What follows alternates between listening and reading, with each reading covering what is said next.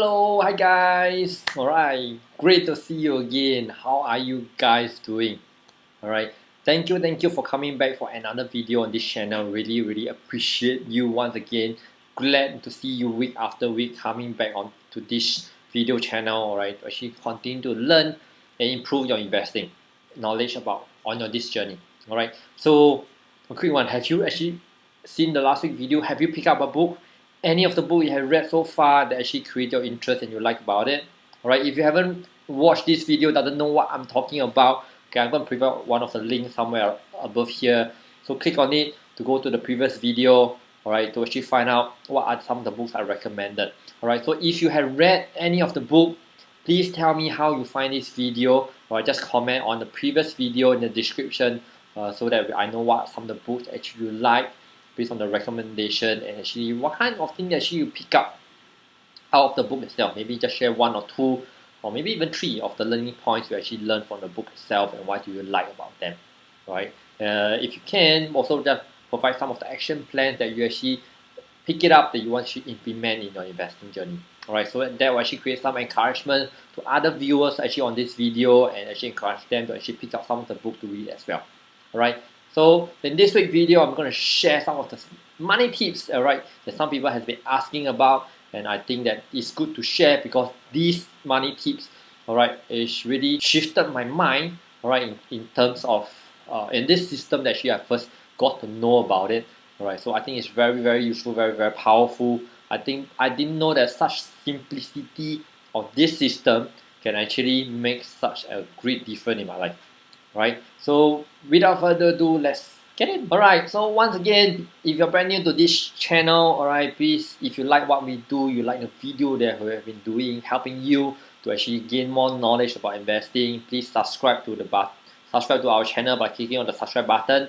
Also not forgetting to click on the bell button beside it so that you will be notified every single time when there's a new video actually uploaded on this YouTube channel so that you don't miss a single video. Alright. So likewise, the same quick disclaimer, if this is your first time watching this video, seeing this screen, please pause it, read every single words in this page or this screen, alright. Basically just a disclaimer to tell you that whatever we share on this video, on this channel, right, is purely for educational purposes, right. So if anything that we mention about any stocks or ticker symbols is just purely for education purposes, please do your own due diligence. Alright, so in this video, I'm going to share with you how to save money effectively. Alright, so why this topic? Right, it's very simple because a lot of people that have invested that I met, a lot of students that I met, they usually ask me this. They Nick, I have a very small portfolio. So what is the next thing I need to do to increase my portfolio level? Alright, so I always tell them there's only two ways. One is you make more money. Secondly, you save more money. Alright. Of course, the good thing is some of us have a 9-to-5 job. Of course, we can take some part-time works during our off work hours. Alright, we can add a bit more. But whatever more you add in, if you don't know how to save effectively, eventually you will spend the money. Alright, am I fair to say?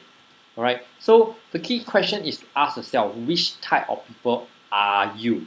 Alright, are you the first type? You save a part of your income and you spend the rest? Right, or B, you spend first and whatever that's left and then you save it. Alright, so I just want to introduce this 6-jar system. Alright, why this is useful? Okay, because back on this question, this jar system actually changed my mind how I look at these two kind of people. Alright, so in the past, when I was a lot younger, before I knew about this 6-jar system, I was actually a person B type. Right, whatever money I make, alright, I need to spend it first because I need to start paying my bills. I need to spend on my daily necessary expenses. I need to get whatever I need to get. Whatever that is left, I save it. And I thought that's the right way to do it. Alright, okay, until I came across the jar system that I realized that in order for you to effectively save money, you need to be a person A. You need to set aside a certain amount of money. You need to save first. Right. Then you spend whatever that is left over. Alright, so I repeat again, so you need to save first before you spend. Alright, so in this 6-jar system, which actually I learned from Mr. T.F. Ecker through one of his introductory program called the Millionaire Mind Intensive, alright, about money management. So this is one of the systems that he introduced, and I actually use it until now. When I first started using it, I used it for the first 6 months. I was totally blown away because the amount of money I'm able to save was outweigh more than what I used to able to do. Alright, if you don't believe me, give it a try, give it a shot for 6 months. Alright, it cannot be 1 or 2 months because your income, if let's say you are paid on a monthly basis, is not long enough for you to see the result.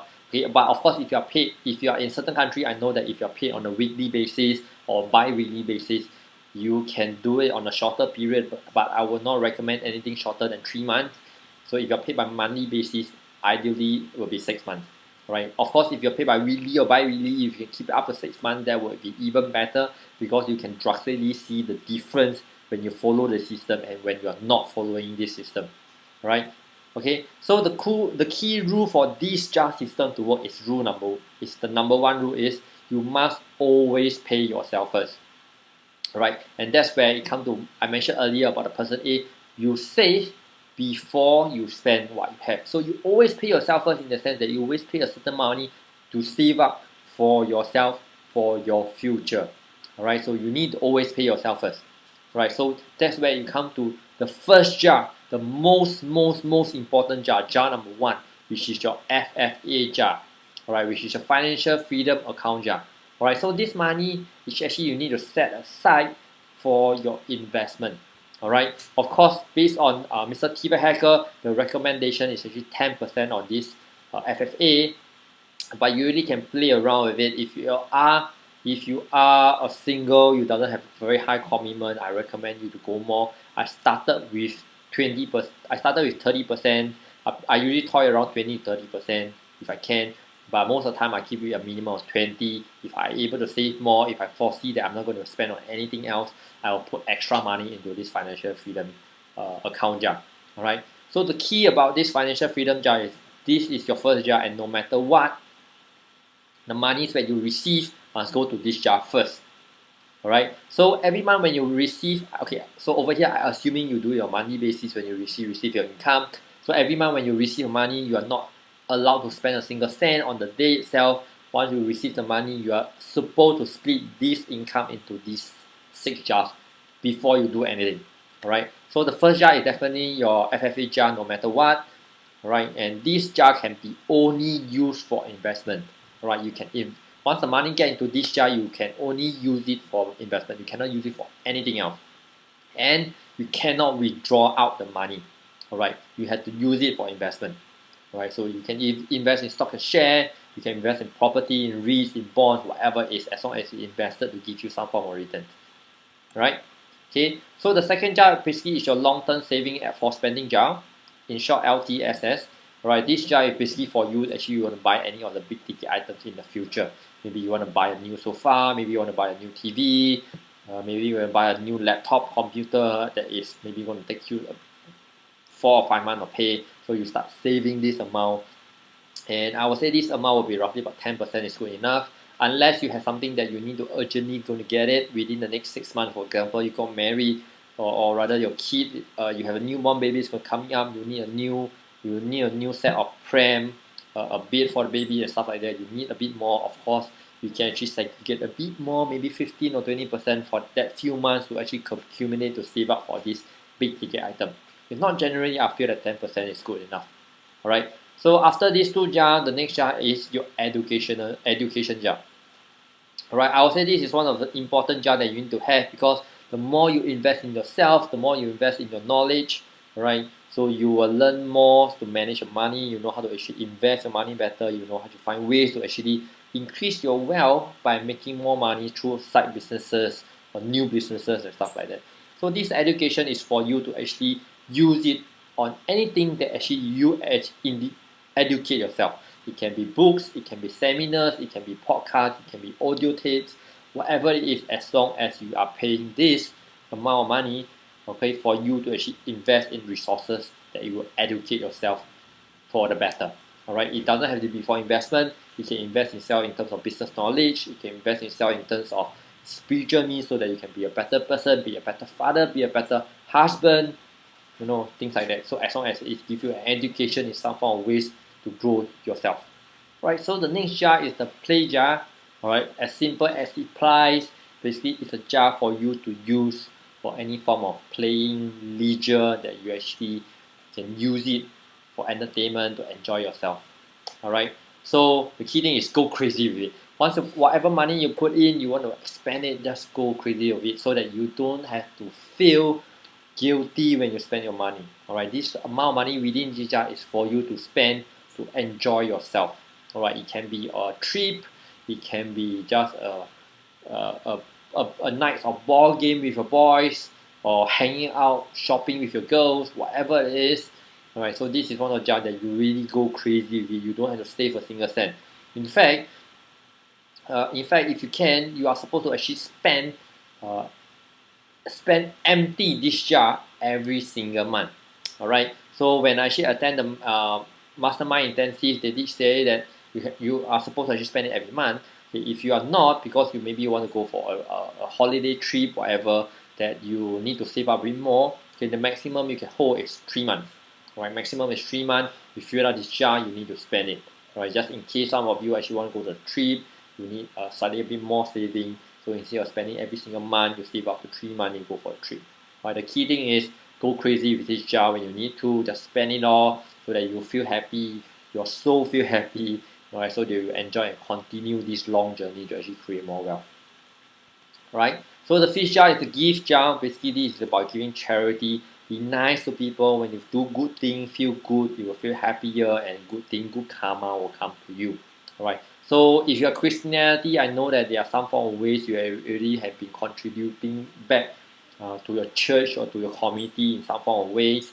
If you are other religions, you probably have some other ways you can do it. If not, generally, if you want, you can actually reach out to social enterprise to actually find out some of the ways you can reach out to them to help them. If you want to actually donate some money to them as well, to see how you actually want to do it, as long as you have some money to donate it. Alright, of course, I know some of you will be thinking, my income is so low, I just started out, or maybe you just turning over a new leaf, you just got into a job which is very hard to get, but the pay is so low that you hardly able sustain to get by. Okay, of course, in your current situation, temporarily, in this situation, you might not be able to afford or might not have the luxury to give. It's definitely okay if you're not giving anything, or in fact, if you just want to put a 10 cent or 20 cent or $1 inside, and you slowly accumulate to hundreds or slightly a bit of sustainable amount, then you start giving, that also will work to you.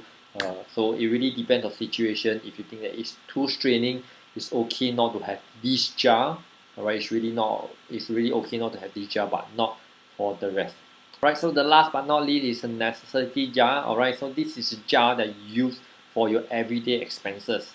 Alright, okay, so out of the 6 jar, if you were to ask me, if let's say you will want to actually shift the ratio between all these 6 jars, and instead of following what you have seen on the screen, kind of recommended proportion, or in terms of ratio, percentage of allocation, right? I usually recommend, if you want to have more in other jars, the first jar you want to actually make adjustment is your daily necessity expenses. Alright, you'll be surprised. Alright, if some of you, if you are really so deep dive into it, you might actually start tracking your expenses. And to your surprise, or in fact, when I first start tracking, to my surprise, there are some of the things that actually is been overspent. Some of the expenses is not necessary. Alright, and that actually helped me to cut down some of my expenses that I feel that I could actually save up to actually use it for some other purpose. Alright, so of course there are times when I spend a little bit more. Actually, when I cut it down, I was forced to think how to actually save on, to work around within the same percentage of budget, because some of the month I kind of a bit like overstretched, because I reduced my percentage, and then I start to learn and work around it. So every time before I spend something, I will start to think whether is the thing necessary, and is it a necessity, because sometimes it's just a luxury item. Right, for example, I just want to drink a cup of coffee, but because I have some cash in my pocket. I started want to buy, I want to buy in Starbucks. I want to upsize it, but because I have limited I have lowered my amount, my jar percentage, so I have to work within a lower budget that I have to spend.